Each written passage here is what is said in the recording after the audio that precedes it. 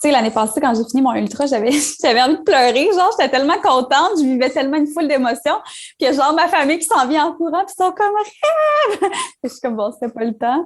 Mais je pense qu'à chaque jour, à chaque fois que tu as l'opportunité de bouger ton corps, comme profite-en pleinement, puis ça, c'est tellement les plus beaux moments.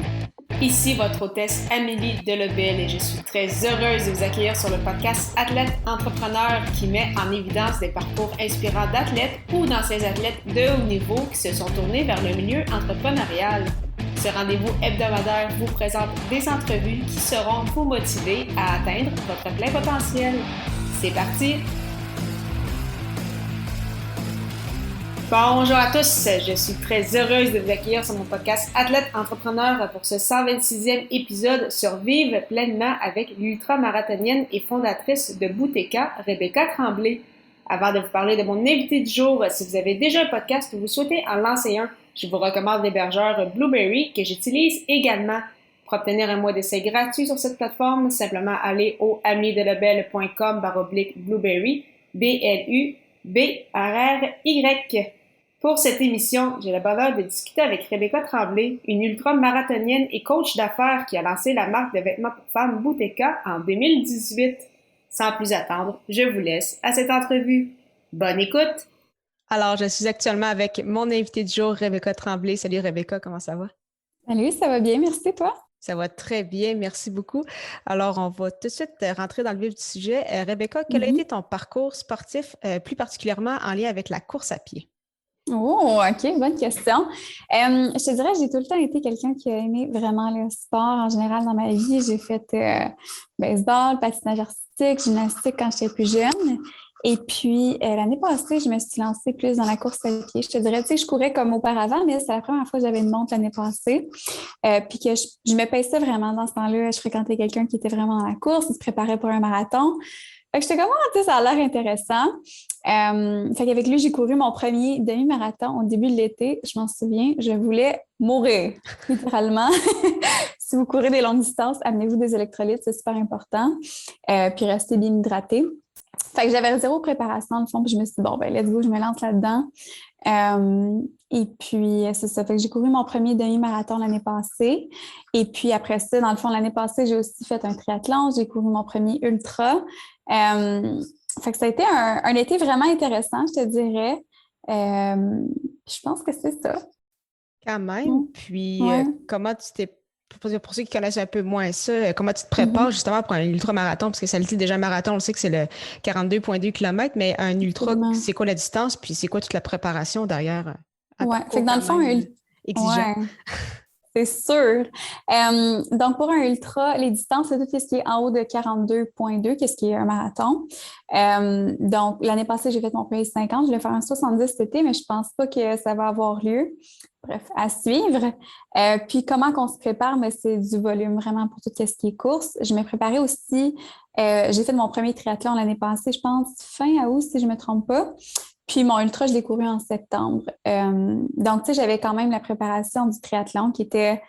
Ça, c'est vraiment de la grosse préparation, je te dirais, parce que, tu sais, la course, tu te concentres vraiment juste sur la course, tandis que le triathlon, tu as comme 3 disciplines que tu fais. Fait que tu fais de la nage, du vélo puis de la course. Donc, c'est beaucoup d'entraînement dans différentes sphères. Donc, ça demande beaucoup de préparation. Tandis que pour le ultra, c'est vraiment là, du volume. Donc, chaque semaine, des fois, tu as des intervalles. Les dimanches, je faisais mes long runs. Puis, c'est ça, là, c'était un build-up. Puis, tu arrives le jour de la course, puis you just gotta do it! Puis, c'est quoi, selon toi, qui a été ton plus grand défi sportif? Est-ce que ça a été le ultra? Est-ce que ça a été le triathlon? Peut-être même un autre un peu plus jeune? Wow, bonne question. Je te dirais définitivement le ultra. La course, c'est toi versus toi. Tu as tout le temps l'opportunité d'arrêter. Ça, je pense que c'est quelque chose que la course m'a appris, tu sais, vraiment la résilience, puis c'est de te parler constamment, tu sais, tu te parles constamment dans ta tête, tu sais, comme let's go, t'es capable, puis tu te fixes un objectif, puis you'll stick to it till the end. Tu sais, à la fin, t'as les jambes super lourdes. Je te dirais, après 35 kilos, là, tu commences à genre le sentir vraiment dans ton corps. J'ai comme raidé ça vraiment vite pour les premiers, je te dirais 25-30. Là. J'avais vraiment un bon pace, puis j'étais comme sur mon high de course. Puis après ça, je pense que quand j'ai frappé le 35, là, j'étais comme Oh my God, OK. Il m'en reste 15, comme one at a time, puis c'est vraiment ça, tu te parles, puis c'est ta tête, il faut qu'elle soit plus forte que ton corps, je pense, vraiment. Non, mais c'est super intéressant, vraiment impressionnant aussi. Donc, félicitations Mm, pour ces exploits sportifs-là. En merci, lien avec le Sophie. côté plus entrepreneurial, donc, tu as lancé ton entreprise Bouteka en 2018. Au départ, Mhm, qui était, en fait, c'est des vêtements pour femmes. Au départ, ça avait été un absolument. legging. Là, maintenant, la demande qui a Mhm, grandi aussi. Donc là, maintenant, avec des capris, des shorts, des maillots de bain. Donc, quand même mhm, plusieurs morceaux disponibles. Comment tout absolument. ça est parti? En fait, justement, cette idée-là de te lancer en affaires, puis tu étais quand même jeune. Je pense qu'à ce moment-là, tu avais 19 ans. Donc, comment tout ça s'est Ouais, exactement. déroulé? Donc, comment ça s'est déroulé? J'ai tout le temps voulu devenir nutritionniste dans ma vie. C'était comme vraiment ma carrière de choix, si on peut dire. Puis, bref, dans ma famille, c'était pas vu vraiment comme une vraie carrière. Mon grand-père voulait pas que je me lance en affaires non plus. Lui, il était en business, il était en construction. Fait que c'était, tu sais, il a grandi dans quelque chose qui était vraiment rough. Mes deux parents étaient fonctionnaires.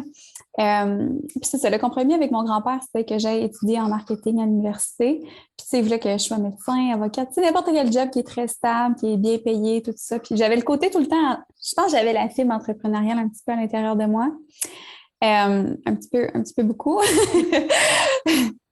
Donc, c'est ça. Finalement, j'ai étudié une session en marketing à Ottawa. Tout de suite après mon secondaire, je suis allée parce qu'en Ontario, tu peux faire ça, la transition. Et j'ai détesté ça, sincèrement. Là, c'était des gros auditoriums de 200 personnes. Je me sentais zéro concernée. Puis après ça, j'ai étudié en courtage immobilier. Fait que j'ai fait mon cours en courtage immobilier. J'ai eu ma licence. J'avais 18 ans. J'étais comme, oh les dieux, je suis vraiment jeune. Tu sais, je vais vendre des maisons. J'ai même pas encore ma maison. Fait que finalement, j'ai travaillé en finance pendant un an. J'étais conseillère financière. Puis, à ce stage-là, mon ex, dans le fond, il partait à sa propre compagnie qui était un commerce en ligne. Puis ça m'a vraiment inspirée. Puis, tu sais, je pense que ça m'a permis d'aller chercher cette petite flamme en Ouais. dedans de moi là, qui existait toujours par rapport à tout ce qui est santé, tout ce qui est nutrition, tout ce qui est activité physique. Je me suis tout le temps entraînée. Puis pour moi, la santé, c'est tellement important. Comme si tu n'es pas en santé, selon moi, tu ne peux pas profiter pleinement du reste de tout ce qu'il y a d'autre dans ta Ouais. vie. La santé, c'est la base. Donc, c'est ça, je me suis lancée. J'avais des bonnes bases. Il a été un bon mentor pour moi, euh, mais c'était quelque chose de complètement nouveau. Fait que j'ai appris sur le tas, comme on dit. I figured it out. Puis, me voilà, quasiment 3 ans plus tard, avec cette belle entreprise-là. Puis, c'est ça. Quand même, c'est ça, un beau parcours. Puis, Mm. justement, tu en profites, justement, tu parlais du commerce en ligne pour Mhm. voyager, donc ce qu'on appelle souvent dans le milieu, donc une nomade digital. Donc, tu t'es promené un peu, là, justement, on sait que cet hiver, tu étais plus au Mexique. Donc, comment, Mhm. justement, tu apprécies ce style de vie-là qui est peut-être encore un peu méconnu, là. On est très loin du 8 à 5 de bureau dans une grande ville, là. Effectivement, oui, c'est ça. Je l'ai connu parce que j'ai été conseillère financière pendant un an, puis j'étais comme, je réalisais à chaque jour que c'était vraiment pas fait pour moi, j'étais vraiment misérable. J'étais contente parce que ça m'a donné beaucoup, beaucoup de connaissances. Ça m'a permis, tu sais, de me ramasser des sous, d'en connaître plus sur les investissements, etc. Euh, mais c'était vraiment pas pour moi. Fait que je pense que je suis quelqu'un que la liberté, pour moi, c'est ultra important. La santé, la liberté, être heureux, je pense que ça a un impact gigantesque sur nos vies. Puis trop souvent, on réalise pas à quel point c'est important. Puis on a juste une vie, hein, souvent. On pense que plus tard je fais ça, plus tard je fais ça. Non, the best time is now. Demain, il n'est jamais garanti. Euh, Fait que c'est ça, j'adore ce style de vie-là. There's no life I'd rather live. Comme tu disais, j'ai été partie là, au Mexique pour quasiment 6 mois. Je suis revenue à Miami. Puis là, c'est ça, je suis au Canada un petit peu, puis je pars la semaine prochaine pour aller au Texas. Fait que ça me donne, tu sais, la liberté, j'ai 21 ans, genre 22 demain, ouais, demain. Oh, ben Puis, bonne fête, un peu en avance. En tout cas, quand l'épisode va être en ligne, ça va déjà être passé, mais je te le oui, souhaite tout de suite. ben merci, c'est gentil. Fait que c'est ça, tu sais, je connais pas beaucoup de personnes à 22 ans qui ont la liberté et qui ont la chance de faire ça. Fait que je la saisis, puis ouais, on est vraiment, vraiment choyés. Si vous avez la chance de partir votre propre entreprise, d'aider l'économie locale, tout ça, je pense qu'il n'y a rien de plus gratifiant dans la vie. Puis, en plus d'avoir ton entreprise, tu t'es lancé en décembre dernier à ton compte aussi, donc comme coach d'affaires, je pense. Ouais, D'où est-ce qu'est venue aussi cette idée-là? j'ai fait un petit peu de coaching. D'où est-ce que ça m'est venu? Je pense que j'ai tout le temps, j'ai tout le temps aimé aider les autres. Je pense que ça fait partie de ma personne, juste de voir le potentiel de quelqu'un puis de les aider à l'exploiter pleinement. On a tout un potentiel qui réside à l'intérieur de nous, c'est à savoir, est-ce que tu t'entoures des bonnes personnes? Est-ce que tu as les outils nécessaires pour t'aider à aller au bout de ton potentiel? Parce que je pense que c'est ça la vie. Puis tu sais, comme je disais, on a juste une vie. Fait que le but, c'est de la vivre pleinement dans toutes les sphères, pas juste au niveau carrière, pas juste au niveau famille, pas juste au niveau amis. C'est tout, c'est un ensemble, c'est global. Donc, c'est ça, j'ai fait un petit peu de coaching. C'était pas, it was not my cup of tea. Je sais pas si c'est à cause que j'avais pas nécessairement les bons matchs pour les clients. Je pense que je vais retomber là-dedans super. Mais présentement, là, c'est ça, je suis plus focus sur voyager puis le business qui roule. Fait que, voilà. Super intéressant. Ce serait quoi justement tes objectifs, en tout cas du moins d'ici la fin de l'année, tant au niveau personnellement justement qu'avec Bouteka, est-ce qu'il y a d'autres choses qui s'en viennent? Est-ce que tu as peut-être même d'autres projets qui s'en viennent? Oui, définitivement. Fait que là, c'est ça, je pars au Texas. Après ça, je reviens, je vais aller sûrement dans l'Ouest canadien. Fait que vraiment voyager, c'est quelque chose que j'ai découvert. Je pense que quand on est jeune puis on a l'opportunité de le faire, c'est le temps de la saisir. Je pense qu'en voyageant, on apprend tellement. C'est tellement des expériences qui sont enrichissantes. Puis une chose qu'on ne peut pas avoir dans la vie, c'est du temps. Fait que si tu as la chance, si tu as l'opportunité, saisis-la, go with it. Puis ça va t'amener tellement tellement d'expériences de vie. Je pense que ça t'aide à voir la vie sous un différent angle. Donc, naturellement, voyager, c'est sûr. Bouteka, ben ça va continuer à grandir. Là, les maillots sont faits au Mexique. Donc, initialement, c'était vraiment une compagnie de vêtements de sport. Là, on a une nouvelle branche pour swimwear qui sont faites typiquement au Mexique par des femmes. Fait qu'on on préconise là, tout ce qui est female empowerment, tout ça. Pour moi, c'est super important. Puis, je travaille sur un podcast en ce moment avec un médecin holistique. C'est vraiment, vraiment intéressant. On veut juste mettre du bon contenu à l'extérieur. Puis, je pense que pour le reste de l'année, mon but, c'est vraiment de me développer, moi, en tant qu'individu, en tant que jeune femme, d'apprendre à me connaître davantage, de voir mes points forts, mes points un petit peu plus faibles, puis d'y aller à fond, give it your all, puis je laisse la vie me guider, j'ai aucune idée, il y a tellement de choses qui sont hors de notre contrôle, mais tout ce qu'on peut contrôler, je pense que c'est important. Mets-y ton 100%, puis après ça, life will guide you wherever you need to be. Ouais. C'est super intéressant. Mais merci beaucoup, Rebecca.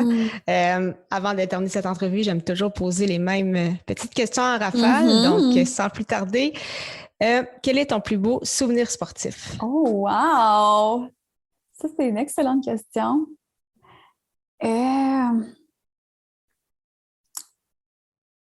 On top of my head, ça serait genre quand je fais du vélo ou quand je cours, je sais pas.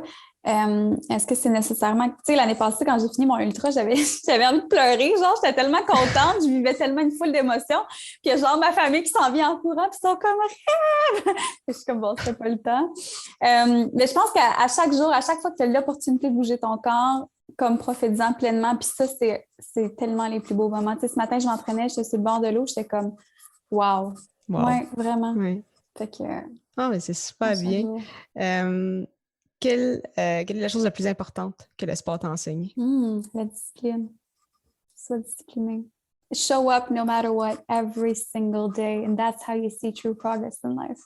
Puis, quel serait ton meilleur conseil pour un athlète ou un ancien athlète qui souhaite se lancer en affaires? Utilise la même discipline que dans le sport. How you do one thing is how you do everything, vraiment. Ouais. Mais c'est super, mais génial. Mais merci beaucoup encore une fois, Rebecca, pour ton temps. La meilleure des chances pour la suite. Puis je suis certaine qu'on va pouvoir rediscuter dans le futur pour voir justement tous ces projets-là, puis le podcast mis à jour, puis sûrement d'autres projets intéressants. Donc, merci encore une fois pour tout. Merci infiniment à toi. Merci encore une fois à Rebecca Tremblay pour son temps et en souhaitant que vous ayez apprécié ce 126e épisode officiel d'Athlète Entrepreneur. Si cette émission vous a plu, écrivez-moi un commentaire sur votre plateforme d'écoute préférée en mentionnant le conseil qui vous a été le plus utile au cours de cette entrevue. La semaine prochaine, j'aurai le bonheur de discuter avec Charles Massé, un hockeyeur au niveau universitaire qui a confondé les entreprises Mind and Balance et Team Third. Ne manquez pas ça!